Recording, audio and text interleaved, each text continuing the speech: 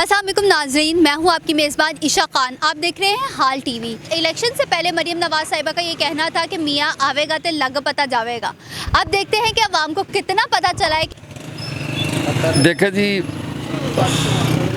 ये जो हमारे मसाइल है ना, मरियम आ जाए, कोई भी आ जाए, इमरान खान भी आ जाए, ये ख़त्म नहीं हो सकते। पाकिस्तान के ख़त्म नहीं हो सकते। जो करप्शन है ना, जो 2 नंबर चीज़ें हमारे ब्लड में शामिल हो चुकी है, बिल्कुल अवाम के भी और अफसरान के भी।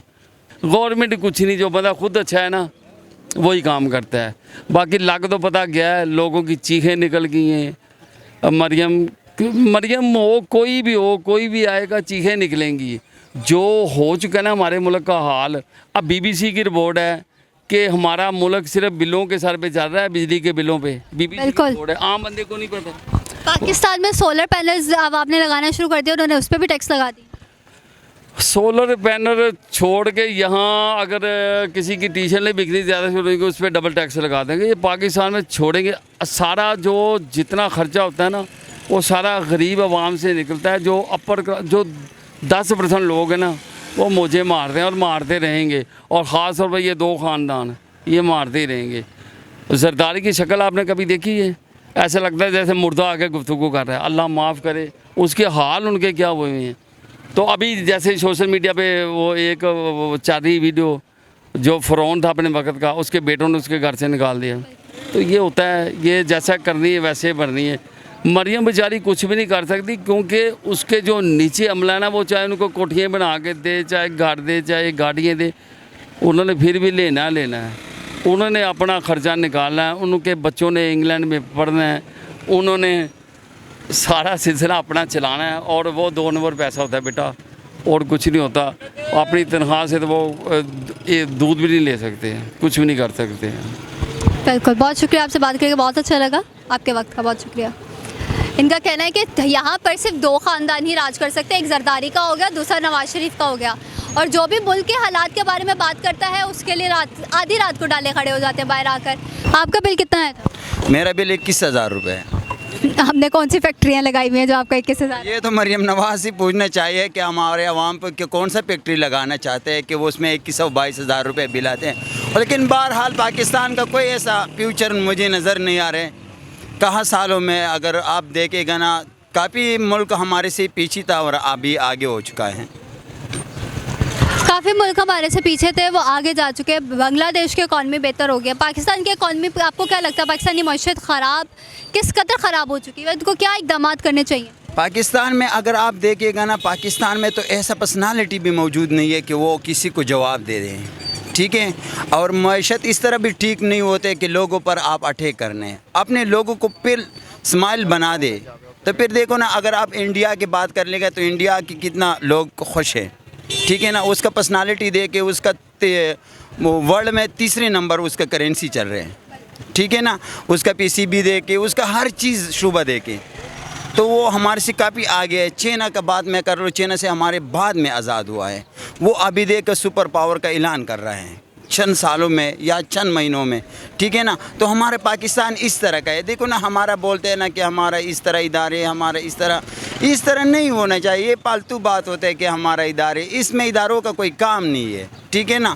फिर किसका काम है इसमें? ये हमारा और आपका काम है कि हम मजलूम के साथ खड़ा और गवर्नमेंट का भी काम है कि वो मजलूम की आवाज़ को आवाज़ बनाने दें। तो अगर वो नहीं बनाना चाहते तो फिर हम दोनों खड़े हो जाएगा कि इसके साथ खड़ा हो जाए कि आप क्या कर रहे हैं।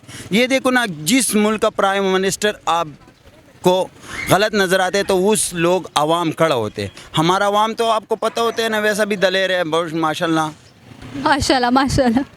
यहाँ पे पीटीआई के हक में बोल दो तो डाले आ जाते हैं। नहीं, पीटीआई की बात छोड़ो, यहाँ का नवाज शरीफ का आवाज़ भी लगाएगा, वो भी आजकल जालिम बना हुआ है। कोई ऐसा बात नहीं होते, वक्त आएगा, वक्त बता देगा। लेकिन बात ये नहीं है कि पीटीआई या नून या काप, हमारा मुल्क का अक्सी मकसद ये होता है कि हमारा मुल्क थोड़ा सा उठ जाए, ये हम ग़ुलामी से आज़ाद हो जाए। ऐसा नहीं होते कि हमारा मुल्क हर साल नीचे जा रहे, हर साल हमारे इकामी नीचे जा रहे, हमारा रोज़गार नीचे जा रहे। अभी देखो ना, चाइना आपके साथ रोज़गार नहीं करना चाहते हैं, बिल्कुल, चाइना ने भी मना ना चाइना ने मना किया, ये भी बड़ा शर्म की बात होती है जब हमारे साथ मिसाल के तौर 10 साल 12 सालों से काम कर रहे हैं और अभी एकदम बोला है कि मैं आपके साथ काम नहीं कर रहा हूँ, तो ये भी बड़ा शर्म की बात है। लेकिन ये तो आपको पता है पॉलिटिशियन वालों को भी इस तरह का, वो BMW में घूमते फिरते, वो हमारे और आप में क्या करने कि इसने कि क्या खाया क्या नहीं खाया।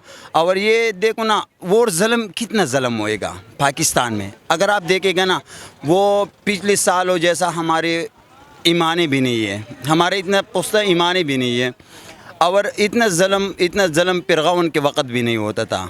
अगर मैं आपको बोला ना, किपल का एक मिसाल है ना, बनी इसराइल का एक किपल, वो वाक़या आपने सुना होगा। इस तरह का ज़ुल्म किधर में नहीं होगा जैसा पाकिस्तान में हो रहा है। यहाँ लोग बोलते हैं कि फ़लस्तीन, अगर फ़लस्तीन का बात करने ना, तो हमारा फ़लस्तीन तो हम इधर लाहौर में बना हुआ है, फ़लस्तीन हमारे सरहदों में बना हुआ है। देखो ना हमारे पाटा में कितना लोग शहीद हो रहे हैं, उसका कोई आवाज़ नहीं उठा रहे। ये बात ये नहीं होते, जब मुनाफिक लोग होते हैं ना, पॉलिटिशन में होगा, फौज में होगा, हमारे इदारों में होगा, तो ये मुल्क मुश्किल है कि आगे जाएगा। बहुत शुक्रिया, आपसे बात करके बहुत अच्छा लगा। यहाँ पे इनका कहना था कि खुददारा मरीम नवाज़ साहिबा या हुकूमत में जो भी हज़रात आते हैं, मरीम नवाज़ साहिबा हो, इमरान खान साहब हो, चाहे जो भी हो, PTI आए, नून लीग आए, उनका ये कहना है खुददारा अवाम के बारे में सोचा जाए, अवाम को रिलीफ दिया जाए, अवाम को एक यूनिटी बनाया जाए। पाकिस्तानी इकॉनमी बहुत नीचे जा रही है, पाकिस्तानी इकॉनमी के बारे में सोचा जाए। उन्होंने मिसाल दी कि इंडिया की इकॉनमी और इंडिया की मईशत हमसे बेहतर होती जा रही है, हालाँकि उनकी आबादी हमसे ज़्यादा है। और इंडिया की आबादी की बजाय अगर हम पाकिस्तानी आबादी की बात करें, पाकिस्तानी आबादी भी बहुत ज़्यादा कम है।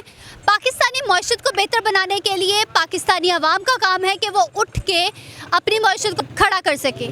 उनका ये काम है कि वो अवाम को साथ मिल सके, अवाम को रिलीफ दे सके। उनका ये भी कहना है कि अगर हुकूमत रिलीफ नहीं दे सकती तो अवाम को उठ खड़ा होना पड़ेगा, अवाम को अपनी मईशत, अपनी मदद आपके तहत करना पड़ेगा। तो हुकूमत बनाने का क्या फ़ायदा, अवाम का वोट देने का क्या फ़ायदा? अवाम का वोट ज़ाया होता हुआ नज़र आ रहा है यहाँ पे। पाकिस्तानी मईशत को बेहतर बनाने के लिए अवाम को ही उठ खड़े होना पड़ेगा। हुकूमत के साथ साथ हुकूमत तो इकदाम कर रही है, हुकूमत ने सिर्फ काबीना बना देनी है, हुकूमत ने पॉलिसीज़ बना दी नहीं है, हुकूमत ने कमेटियाँ बना देनी है।